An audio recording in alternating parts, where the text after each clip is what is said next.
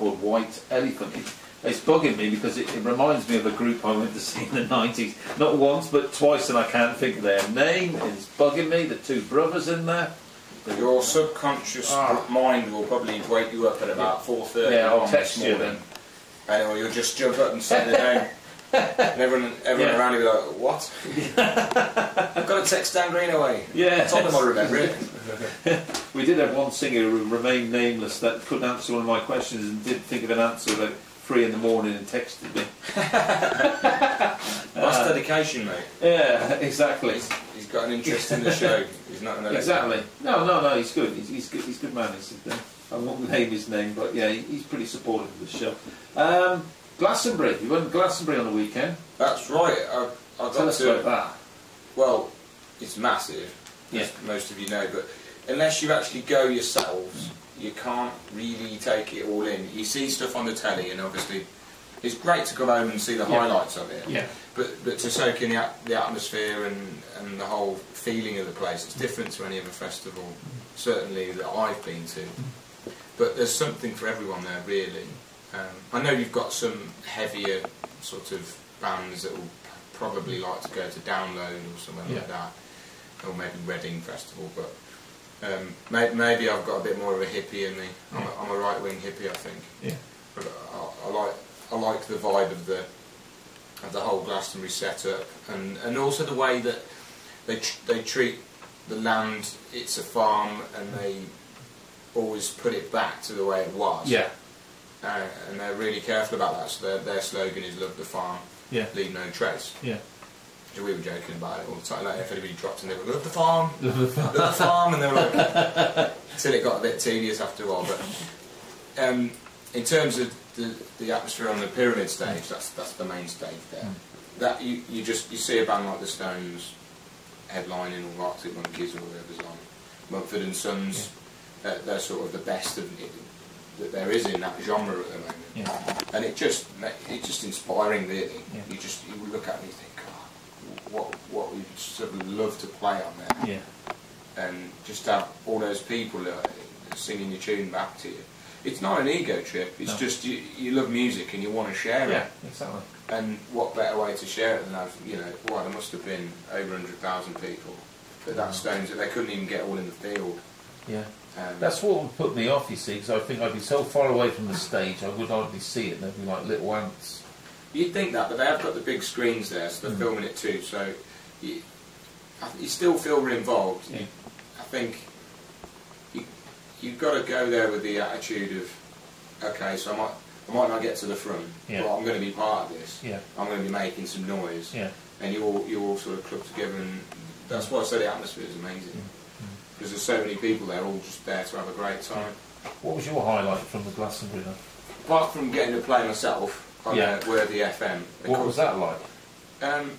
Well, I've played at Glastonbury before, and so I sort of kept in touch with the people that I'd met on my first travels.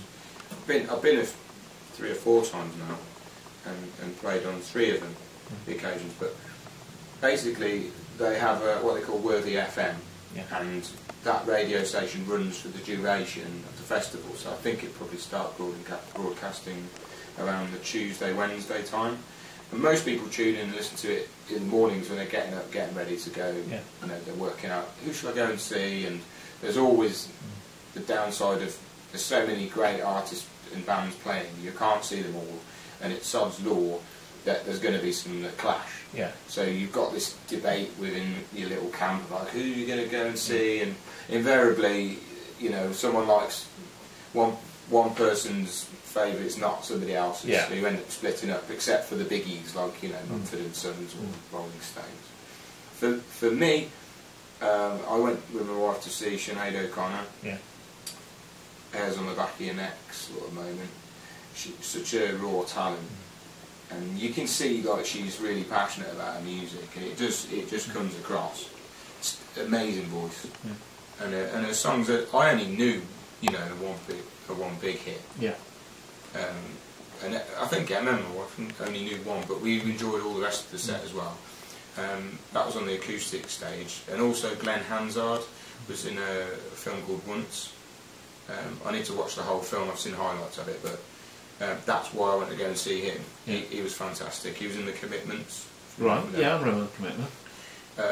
He's just awesome. He's got this massive range that he can sing like really chill with whisper. Yeah.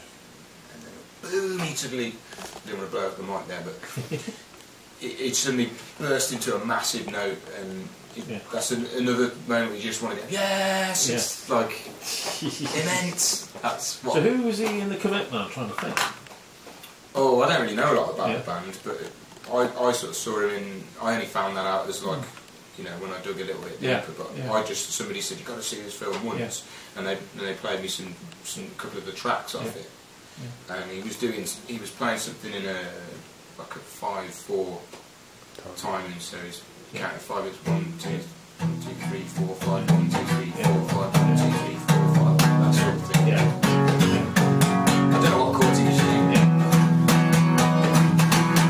And it's listening to that, and he points out on the record, because you see him explaining to the band, he's teaching them his song, so he's giving them a heads up, and so he's talking to the band, but it's also talking to me really, as the viewer, and he goes, oh, this is 5/4, and he counts the beats like 1, 2, 3, 4, 5, 1, 2, 3, 4, 5.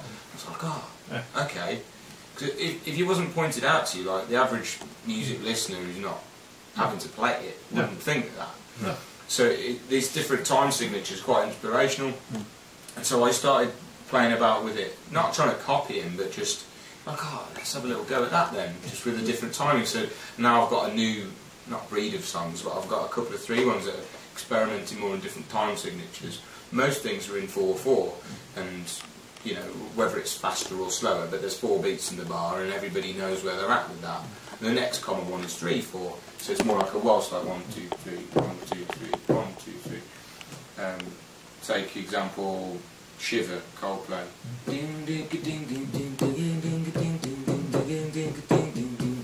You can count the beats on that. 1, 2, 3, 4, 5, 6, 1, 2, 3, 4, 5, 6, 1. I did the chords the wrong way around, but you get the idea. So I started experimenting with that. So those are the sort of little moments where a musician or artist inspires you, and you're not trying to be like them, but you just think, oh, that's made me want to pick up a guitar or an instrument and just start doing something. And it's great to see other people at the festival are getting that as well. And even if they don't play instruments, just sharing the music.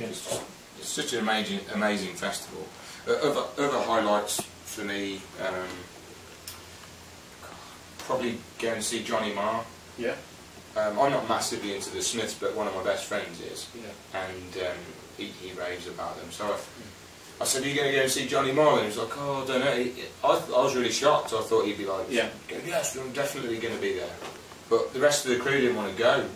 And I was like, well, let's just both of us go. And he was like, all right, then, the decision's been made. He said, off we went. We went to the John Peel stage. And John Peel, obviously, as a radio presenter, he's like a bit of a legend to you radio presenters. And it was the right stage for Johnny Marr to be playing on, to be fair. And he dedicated this song to everyone in the tent. He's like, this isn't for anyone on the telly. And I thought, I kind of get that, because people will watch on the telly and they're probably laughing when it's all wet and muddy and stuff. But even when it's muddy and rainy, there's still a bit of magic going on there. But the tents get really full when it's raining for obvious reasons. They'll try and cram in, and then if you're unlucky and you don't quite get there quick enough, you can still hear the music, but you get all podged in like sardines. And then if it's really bucketing down, all the water's running off the canopy, or running off the tent, and you get stuck, you get pushed under the drip. So it's just basically a big drips falling on your head, and you can't go anywhere. Because you're squadged in. Well, I'd have my hoodie up or something. It has happened before, and I'm just like, damn it. You get stuck under a big waterfall. But when you're wet, once you're wet, aren't you? So you might as well just enjoy it. That's it. You can't get any more wet, so just enjoy it. So. And you get people jumping around like lunatics in the mud as well. This Glastonbury, I suppose I should say, really the highlight was the weather. It's cracking weather. Apart from the Thursday, there was a drop of rain then. Compared to previous years, it was nothing. I mean, Alex's Rainsford, it was his first festival to go to. My goodness, did he pick a good one? I mean, yeah, he's the same as me. He's just buzzing off all this different music. And, but the only downside is there's so much good stuff you can't go and watch it all. So you've got to pick one and then tell everybody how brilliant it was, so they feel like, oh, I wish we'd have got to that one. What about smaller festivals? Is there one particular you enjoy playing at or going to? Smaller than... Yeah, Glasson, well, obviously. We've got we mentioned Ocean Fest earlier. Yeah. Of the small festivals, that one's just immense. Yeah. The backdrop, I mean, you're... To the scene, Well, firstly, you know what musicians have played on that stage before. Yeah. And you're thinking, what a privilege to get up and play there. Yeah. But at the same time, you're getting up and thinking, actually, to be fair, I've been doing this for a few years now, so, you know, I've earned the right to be on there, I guess. And you feel at home there. Do you get nervous? I get excited. Yeah. But not nervous in that, oh no, can I do it? Yeah. You know, you've done enough gigs, and I think you have to have a bit of, not nerves, but excitement. Yeah. Bit of adrenaline, because that shows you care. Yeah. If you're just blasé about it, you're not appreciating it perhaps. Now, there is a fine line between, you know, being confident or arrogant, or being nervous or being excited. Yeah. And you've got to walk that line really, and each artist learns what that line is for them. And for some artists, they've got to have 6 pints of Guinness, and that makes them feel comfortable, and they'll play a wicked gig. Yeah. If I have 6 pints of Guinness, and I have tried it, the gig goes belly up. It's tried and tested. Even when you've got a chauffeur. Can you remember it? Yeah, I can remember it. I remember it was entertaining. It was funny. Yeah. For all the wrong reasons. It wasn't my stand-up jokes or anything like that. But you know, for me, I'm more nervous when I've had a drink, and it dries up my throat, and then I'm like, okay, this isn't going to work. So I actually, stone cold sober. That's for me. I'm more comfortable like that. But to answer your question, do I get nervous? No, I get excited. Yeah, that's good. Which you should do, I think. Yeah. Smaller festivals, smaller than Ocean Fest. I like the little one that happens in Droitwich actually, and the Worcester Festival as well. I think, I met Laura Broad at the Droitwich Festival. Yeah. You know, so you got such a range of talent, going from people just starting out, and not that you want to go up to them and say, oh, you know, I'm no more than you, I've been doing this for ages. Yeah. It's not that, but you want to go up to these people who are starting out, and like, hopefully they can learn from mistakes you made, and you can fast track them a little bit more and say, well, have you tried this? Little things that you learn on the way, you know, like maybe if that song's a little bit high and a bit of a strain to get all the notes, well, just drop it down a little bit. It's your song. Who's gonna know? Who's gonna come up to you after and go, oh, you ruined the gig? Oh, why? Because you dropped a semitone. Ooh, that's not it at all. No. So little tips like that, and then also building like a bit of a local scene. We've said before, it's who you know in the business. Yeah. And I just like the idea of everybody helping everybody else out. Yeah. I would much rather share gigs with other people and make sure that somebody good would play the venue the week before me, and the week before that. So when I come, people are going down knowing there's going to be some good music. Exactly. So you've got to help these other musicians. Like, oh, I've got my gig and I'm sorted. I'm not going to tell anybody else about it because I'm worried they might pinch my gig and be better than me. I'm thinking, well, if they are better than you, good. Just be as good as you can be. Exactly. And you're all different anyway. You can't copy anybody else really. We're all individuals as we go. But Droitwich Festival, I met quite a few young musicians who you know started out, and you're just excited for them. Exactly. Because they're, I mean, as I said, I'm 32. I'm at a stage now where I'm just doing what I want to do, and I'm not going to get pushed around. You know, I'm too long in the tooth for that now. Jumping through the hoops and so on. And I sort of missed the era just outside of it where you could have your own music released without a label. Well, you can now. And that would have been really handy for me before. Yeah. But I didn't have that. But I'm excited for these kids. I say kids, young adults who come through, and they've got so much talent, and now they've got a platform to show it off. Exactly. And okay, so me and Dave were saying earlier that everybody's shouting over everybody else, but it's there now. Yeah. And if it's judged by merit now, so they put their stuff on there, and if it's good enough, it'll get in the right hands, I think. Yeah. because more and more people go and check it out, and you know, you haven't got to pay for it now to go and check it out on YouTube, which makes it a little bit trickier if you want to make a living out of writing your own stuff. No one wants to pay for it because if Radiohead are going to give their albums away for free, well, why should I pay for yours then? They're one of the best bands in the world. So you're like, well, I can't really argue with that. But having said that, they're in a position now where they can do that. But how does a small artist make a living out of doing their own stuff when people, you know, you just can't compete? Is it tough making a living?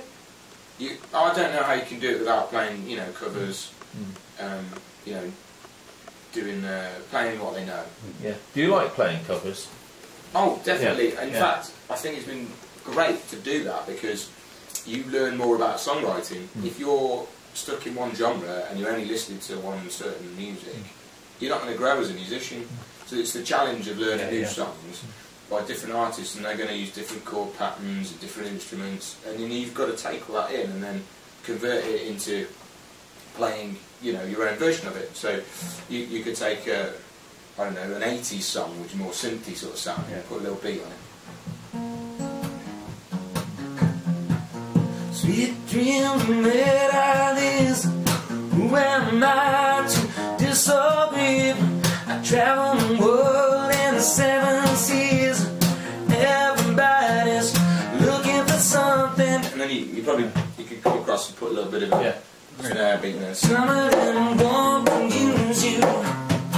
Some of them want to be used by you. And some of them want to abuse you. Some of them want to be abused. That's hopefully making it your own bit of a tune. And you can do that with all sorts of different songs. You'll have people who play on piano and they'll do their own versions of things as well. But I think that makes there's a challenge to make a song that is probably for someone in the audience is their favourite song. You can't mess it up. No. But you can do your own version of it. And I enjoy the challenge. I think it pushes you to, as a musician, to get better. And I think if you're outside of your comfort zone, sometimes that's not a bad thing, really. No. Cracking. We're talking to Dan Greenaway. This is cracking. I'm enjoying this tonight. We're going to play another track from your EP now, and it's called It, the EP, and it's called Sleep Talker. What's this about? That's the one. And the idea, really, I write in the first person a lot, and so I'll sing I and me. But I'm not always trying to sing about me. I just find that's the tense that I like to write in. Often I'm putting myself in someone else's shoes, and I like to try and empathise with people that I know, people that I see around me. And the idea is that somebody's cheating on someone else, and they think that their other half doesn't know about it. But what's happening is they're a sleep talker. They talk in their sleep, and they give the game away that way. So the other ones realise what's going on, and knows that they're being cheated on. And their other half thinks that they've got it under wraps, and they can't work out how they know about this, and it's because they're talking in their sleep. So some of the lyrics, you know, will sort of allude to that. Okay.